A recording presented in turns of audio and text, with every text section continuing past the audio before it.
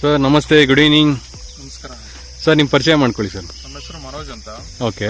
Engineering ಆಗಿದೆ. Okay. Agriculture ಮಾಡ್ತಾ ಇದ್ದೀನಿ. ಓಕೆ. ರೋಸ್ ಇದೆ ನಮ್ದು. ಓಕೆ. ಚಿಕ್ಕತಿರ್ತಿ ಪಕ್ಕ ಜಗದನಹಳ್ಳಿ ಅಂತ. ಓಕೆ.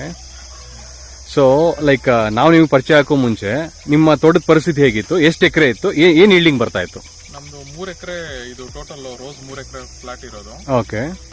3 ಎಕರೆಯಲ್ಲಿ ನನಗೆ ಬಿಫೋರ್ ನಾನು ಮಹೇಶ್ ಅವ್ರು ಮೀಟ್ ಆಗದಿರೋ ಮುಂಚೆ ನನಗೆ ಪರ್ ಡೇಗೆ 30-40 ಆತರ 30 kg 40 kg. ಓಕೆ. 3 ಎಕರೆಗೆ 3 ಎಕರೆಗೆ ಒನ್ ಕಟಿಂಗ್ ಅಲ್ಲಿ ಓಕೆ ಆತರ ಆಗ್ತಾ ಇತ್ತು. ಓಕೆ. ಮಹೇಶ್ ಅವ್ರು ಮೀಟ್ ಆದ್ಮೇಲೆ ಅದು 1 to 3 ಆಯ್ತು ಅದು. ಓಕೆ. ಓಕೆ. 30-40 kg ಇಂದ 140-150 kg ವರೆಗೂ ಪರ್ ಡೇಗೆ ಓಕೆ ಇನ್ಕ್ರೀಸ್ ಆಯ್ತು. ಒಂದು ಅವರೇಜ್ ತಗೊಳೋದಾದ್ರೆ 3 ಎಕರೆಗೆ 80 kg ಇತ್ತು. 80 kg ಬಿಫೋರ್. ಓಕೆ ಸರ್, ನಿಮ್ಮ ಪರಿಚಯ? ನನ್ನ ಹೆಸರು ಮಹೇಶ್ ಬಾಬು ಅಂತ. MS ಸೆಕ್ರೆಟರಿ ಆಗಿತ್ತು. ಒಂದು 12 ವರ್ಷ ಪ್ರೈವೇಟ್ ಸೆಕ್ಟರ್ ಕೆಲಸ ಮಾಡಿ ಈಗ ಹೊಸದಾಗಿ ಒಂದು ಬಿಸ್ನೆಸ್ ಸ್ಟಾರ್ಟ್ ಮಾಡಿದ್ದೀನಿ. ಅಗ್ರಿಕಲ್ಚರ್ ಇನ್ಪುಟ್ಸ್ 2 years ಆಯಿತು. ಓಕೆ. ಜೊತೆಗೆ ಬಿಸ್ನೆಸ್ ಜೊತೆಗೆ ನಾನು ಅಗ್ರಿಕಲ್ಚರ್ ಕಾನ್ಸಂಟ್ರೇಟ್ ಕೂಡ ಕೊಡ್ತೀನಿ. ಫಾರ್ಮರ್ಗೆ ಫೀಲ್ಡ್ ವಿಸಿಟ್ ಮಾಡಿ ಅವ್ರಿಗೇನೋ ತೊಂದರೆ ಇದ್ದರೆ ಅಲ್ಲೇ ಸಂರಕ್ಷಣೆ ಕೊಡೋದು ನಂದು ಒಂದು ಕಾರ್ಯ. ಓಕೆ. ನಿಮ್ದು ಒಪಿನಿಯನ್ ಏನು ಸರ್ ಫಸ್ಟ್ ನಿಮ್ಮ ಹತ್ರ ಬಂದಾಗ? ಇಲ್ಲಿ ನಾನು ಮನೋಜ್ ಫೋನ್ ಮಾಡಿ ಇಲ್ಲಿ ಕರ್ಕೊಂಡು ಮೇಲೆ ಫೀಲ್ಡ್ ಬಂದು ಅಬ್ಸರ್ವ್ ಮಾಡಿದ್ದು. ಫಸ್ಟ್ ಅವ್ರಿಗೆ ನ್ಯೂಟ್ರಿಯನ್ಸ್ ಡಿಫಿಷಿಯನ್ಸಿ ತುಂಬ ಇತ್ತು. ತುಂಬ ಪ್ಲಾಂಟ್ಸ್ ಅಬ್ಸರ್ವ್ ಮಾಡ್ತಾ ಇರಲಿಲ್ಲ.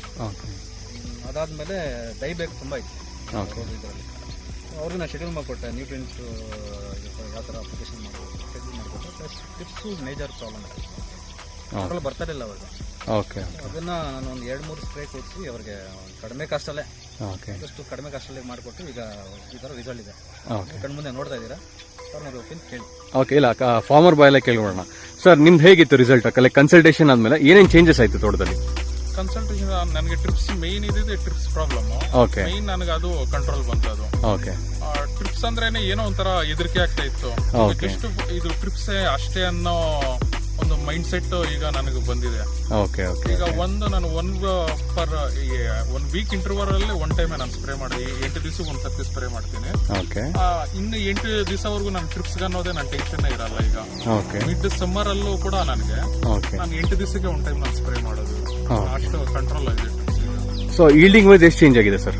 ಅದೇ ಹೇಳಿಲ್ವಾ, ಅದು ನಂದು ಬಿಫೋರ್ 30-40 kg ಇರೋದು ಪರ್ ಸಿಂಗಲ್ ಡೇಗೆ ನಂದು 150 kg ನಾನು ಕಟಿಂಗ್ ಮಾಡಿದ್ದೀನಿ. ಓಕೆ. ಅಂದ್ರೆ ಲೈಕ್ ಬಿಫೋರ್ ಹೇಳಿದ್ದು ಅವರೇಜ್ 80 kg ಇತ್ತು, ಇವಾಗ 150 kg ಇದೆ. 150 kg ಇದೆ. ಸೊ ಅದು ಬಿಟ್ಟು ಮೇಜರ್ ಚೇಂಜಸ್ ಏನಿದೆ ಸರ್ ಇನ್ನು? ಅದೇ ನನಗೆ ಈ ತರ ಲೀಫ್ಸ್ ಅಲ್ಲಿ ಓಕೆ ಒಂದೊಂದು ನೀವೇ ನೋಡಿ, ಮೊದಲು ಎಲ್ಲ ಚಿಕ್ಕ ಲೀಫ್ ಇದ್ದಿದ್ದು ಈಗ ನೀವೇ ನೋಡ್ತಾ ಇದ್ರೆ ಇಷ್ಟು ಲೀಫ್ ಸೈಜ್ ಇನ್ಕ್ರೀಸ್ ಆಗ್ತಾ ಇದೆ. ಓಕೆ. ಓಕೆ. ಬ್ರಾಂಚಸ್ ಜಾಸ್ತಿ ಬರ್ತದೆ. ಓಕೆ. ಸೆಟ್ಟಿಂಗ್ ಜಾಸ್ತಿ ಬರುತ್ತೆ. Thickness okay.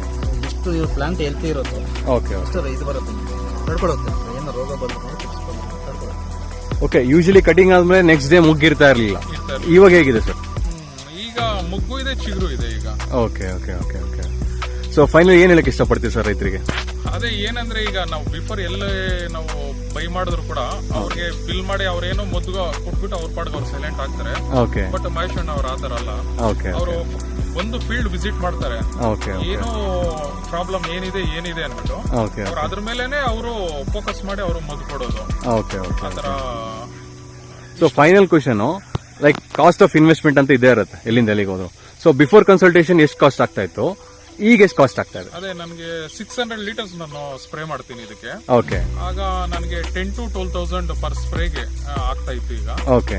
ಸ್ಪ್ರೇ ಮಾಡಿದ್ರು ಟ್ರಿಪ್ಸ್ ಅನ್ನೋದು ಕಂಟ್ರೋಲ್ ಇರ್ತಿಲ್ಲ, ಬಟ್ ಪ್ರಾಫಿಟಬಲ್ ಆಗಿರಲಿಲ್ಲ. ಈಗ ನಾನು 12,000 ಸ್ಪ್ರೇ ಮಾಡಿದ್ರು ಇನ್ನು 3 days ಅಲ್ಲಿ ತಿರ್ಗಾ ನಾನು ಇನ್ನೊಂದು ಟೈಮ್ ನಾನು ಸ್ಪ್ರೇ ಮಾಡ್ಲೇಬೇಕಾಗುತ್ತೆ. ಓಕೆ. ಈಗ ನನಗೆ 6,000 to 8,000 ಆಗುತ್ತೆ ಈಗ per spray.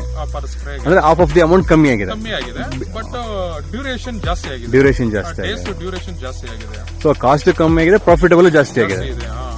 Okay. Thank you sir. Thank you.